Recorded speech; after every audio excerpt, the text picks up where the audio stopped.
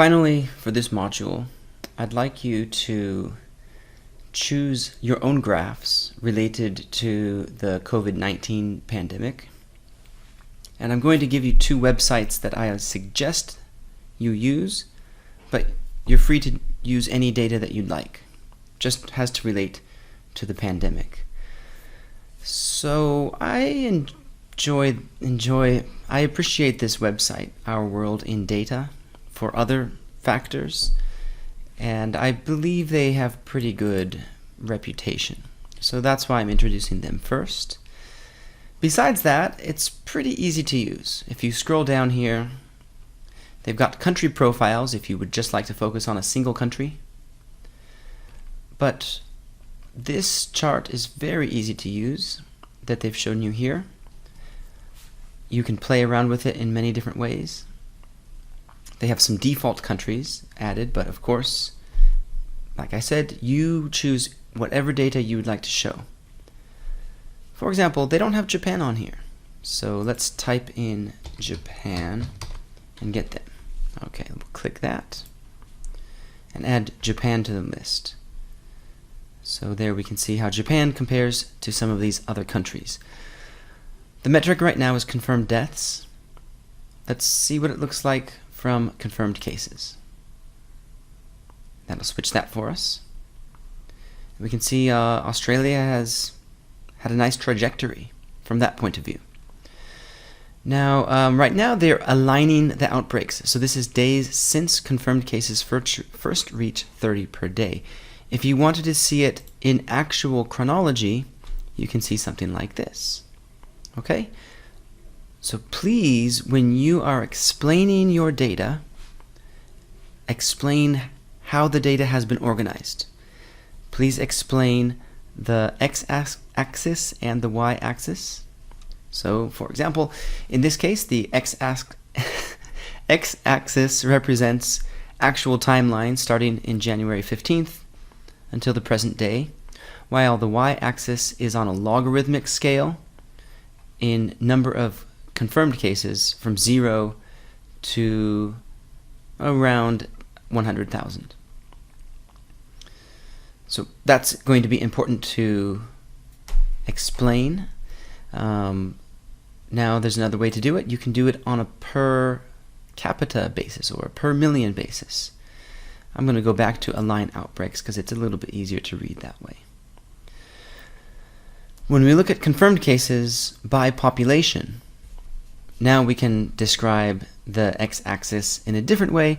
This is the days since the total confirmed cases reached 1 per million. So actually, in Japan's case, they're actually going, are they going almost to 0? So that's why they have to kind of go below the starting point, because the starting point was after the cases per million reached 1.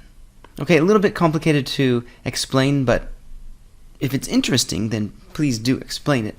That should be up to you. Also, you can use this to find things that you might not have seen before. So Bahrain, Kuwait, San Marino, Singapore.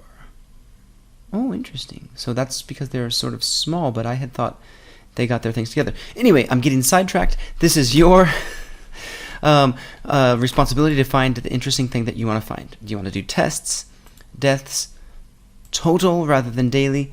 Completely up to you. You choose the data that you want. Notice that if you want to, you can organize it by continent. So if we are just interested in Asia, you can, oh, I clicked Africa. Did I? No, okay. If you're just interested in Asia, you can click Asia, and then of course if you want to get that down, like France was on there because we had clicked it earlier, or it was clicked by default, so you can get rid of the countries that are maybe not on your radar.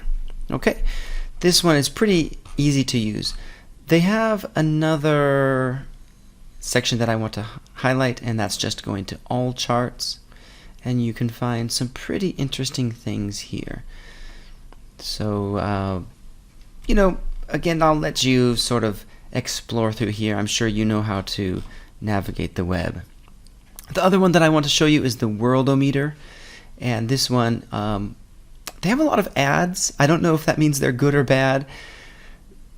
They seem to be dependable, but they also have some cases and some graphs that are pretty easy to access, pretty intuitive, just not as much detail as you have on the Our World in Data website. But this organized as a table is very easy to see, and then if you were interested in this kind of thing, you can organize by total deaths, new deaths, if you want to see what's especially happening right now, because this shows us that now Russia is maybe the hot spot at the moment. Let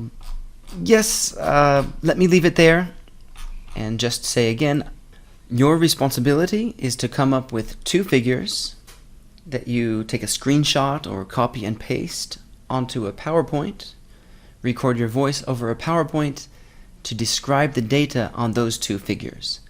The time limit is up to you.